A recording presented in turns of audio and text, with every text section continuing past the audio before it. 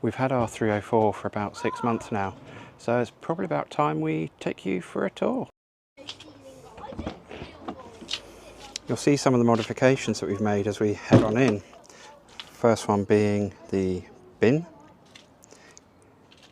We couldn't help ourselves with a customised mat. And then, as we've been taking the cats away with us, we've got some scratch post that we've fitted there. You have to apologise for the mice. And then, as you see at the back here, we've got a seating area, and above, folded up at the moment, is the bunk bed. It's only suitable for children, as it stands. We've actually found that we can leave his bedding there, folded over the side. It still does up. Room for the pillow at the end as well. So, and the ladder's all behind there. Saves having to make the bed, put it away every day. And then round to the side, we've got the kitchen. We've got a 3-burner gas hob and oven grill. And then we've got a sink as well. They have covers over the top, so it's all work surface, and then you open up to use. We've got quite a bit of storage in here. So under the oven, it's a big cupboard.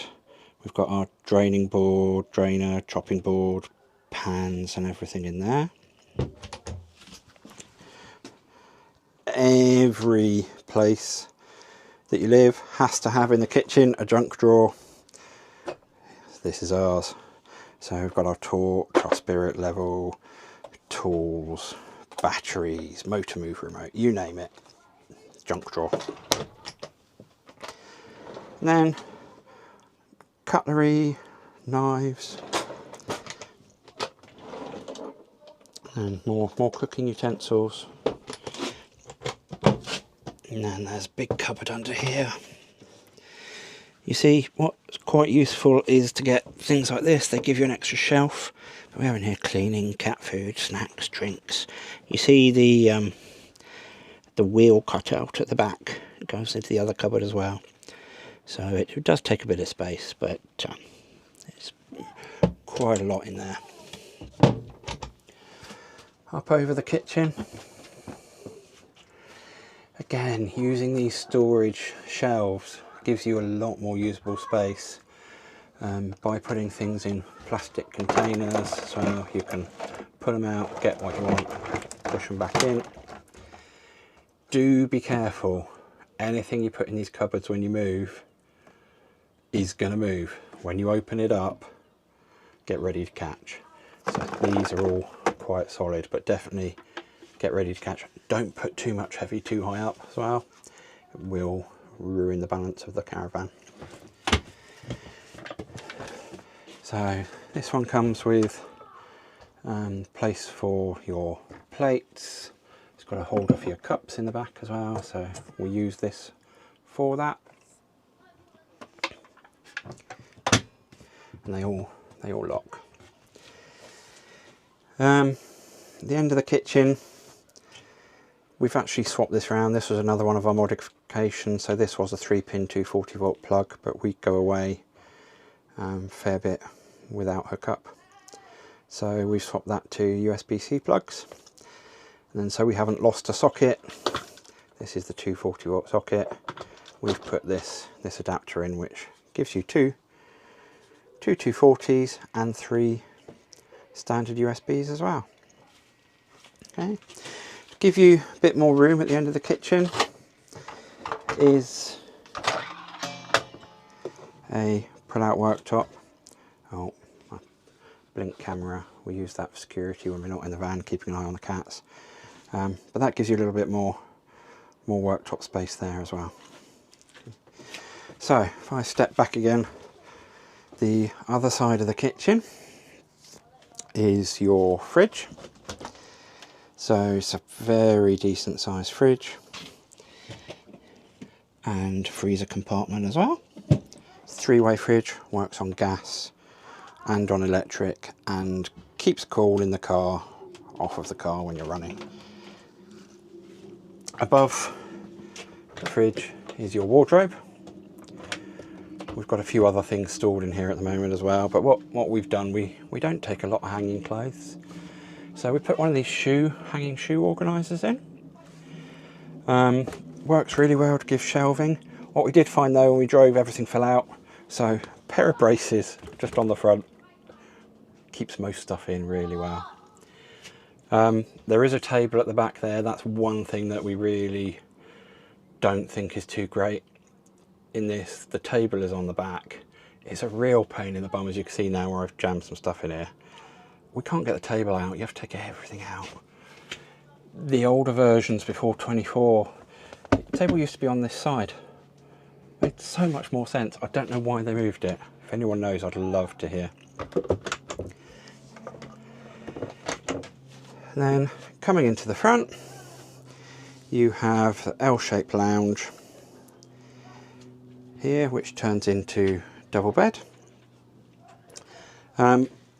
We very quickly took out the carpet runners that came with it, deciding that it was a pain. We didn't like it. It got messy down the end. It fouled the legs off the ladder. So I'll put a link below. I'll put a link to most stuff we've done. But you know, we just got this little rug off of Amazon. Keeps your feet warm while you're sat there. It's something nice for your feet while you're sat there. It fits perfectly. Okay, so as we go to the front, we've fitted our TV. Did that ourselves. Works brilliantly. It's a smart TV. So it runs off our internet. Picks up signal. It's 12 volt as well. And you have to excuse my wires back here. It's a mess.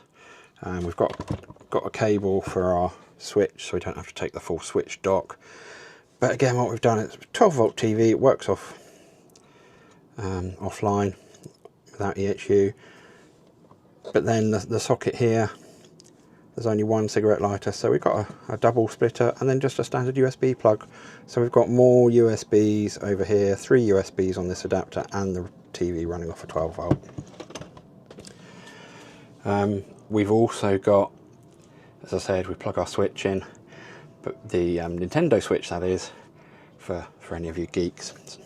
But we've also got a 2 terabyte USB drive, and this TV will play videos that you've uploaded to that. So we take some of those for when we're really off grid, no internet, no TV signal. So we've got storage above. So let's start this side. Again, this is my cupboard. This is the gadget cupboard.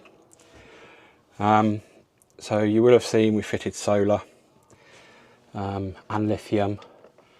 So what we've done, this used to have a rounded piece of plastic, but we now have the Renogy 1 core in here. So you can see the state of charge of the battery. You can see it's fully charged at the moment, but you can see how much solar you're getting in. We can also control, I've got a relay, because it's a lithium battery, I can protect the car so that it only takes a lesser charge. We've got a temperature sensor in here, so I can see it's 21.2 degrees, 74% humidity in here. I can tell if the door's open or not. So much stuff. But yeah, we've got the radio in here.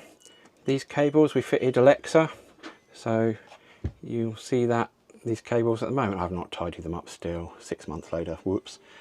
But they go up to over the top and behind here.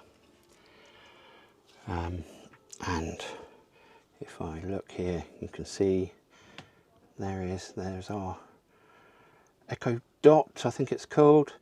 So that gives us Alexa. Obviously she relies on internet, but yeah, that's fantastic. The speakers are up under the 2 corners. But yeah, so that's all my gadgets. That's where I keep all my wires and so on and so forth. A couple of things that are fantastic. These little hooks, slide into the awning rail. They're great to just run cables through, whether you want lights on the outside. For me, we put our internet router stuck on the outside of the van.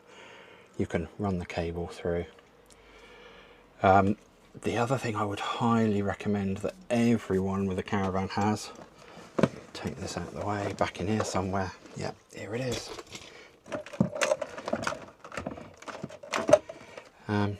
Multimeter. This will let you check whether there's voltage coming through and the correct voltage coming through to certain points.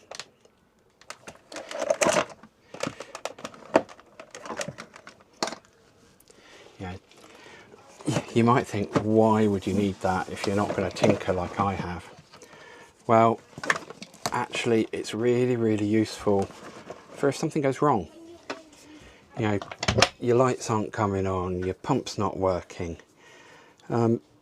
Very quickly and easily you can use that multimeter to detect, you know, what's the voltage of the battery. I know there's supposed to be a sensor in here, but they don't always work, they're not very accurate. Fuse might have gone. You can check the contacts on the outside for the pump. Is that working? They easily pay for themselves. Again, they're less than £10 for the cheap ones. Well worth it. The other thing, in my junk drawer somewhere, I'm not going to show you because the drawer won't shut again if I rummage, but fuses. Get yourselves online or get yourselves to Halfords. They're just pretty standard car fuses. Make sure, you know, take a photo of the fuses you have in your fuse box. Take it into Halfords, ask them for help. They will find you the appropriate spares. You know, we've had ours 6 months. We've already had to change a fuse for the water pump and the toilet. You know, it does happen, it's normal. So, yeah, do get some. It's only a few quid. So, keep going round to the front. Probably, if you ask the rest of the family, this is one of the most important cupboards. This is the snack cupboard. And this is a little multi-purpose thing. There's a few cleaning things in here, but there's also snack spillover. So I'm sure quite a few people with a snack cupboard will testify to having a bit of spillover. And then another cupboard here. This is mainly games. So, you know, great stuff. You know, we've got Articulate, tiny little mini ping pong, mini golf, it's like mini Jenga, cards, dinosaur bingo. We've got bananas. We've even bought this little green cloth, and it's elasticated around the bottom. It goes around the table, and we've bought some of Sam's Sabutio pieces. And so in the van, even though it's tiny, 5-a-side Sabutio. It's great. I think we've got Yahtzee hiding back there. We've got a couple of lights. These things, you absolutely need these. So they charge up USB. There's a hook on the top. And they are great as a light. Oh, that one needs a charge.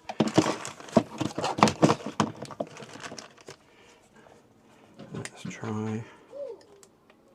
Yeah, they both need a charge.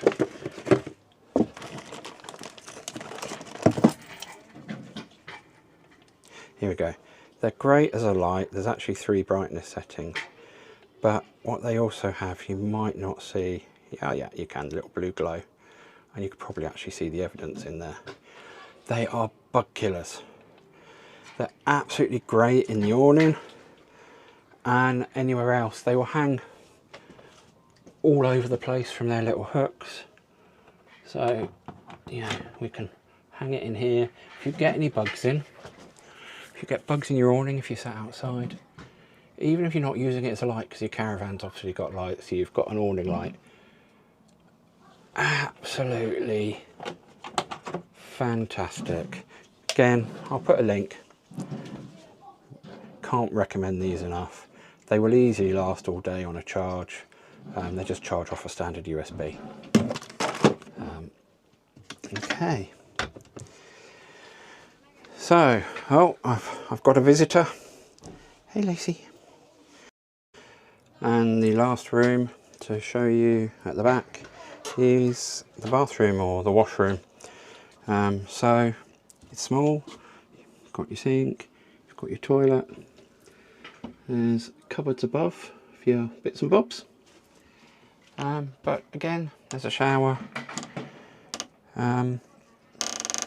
We've fitted a little board to the bottom just in case it does get a little bit wet. Keeps your feet dry when you're going in not having a shower. So there's a window vent at the top.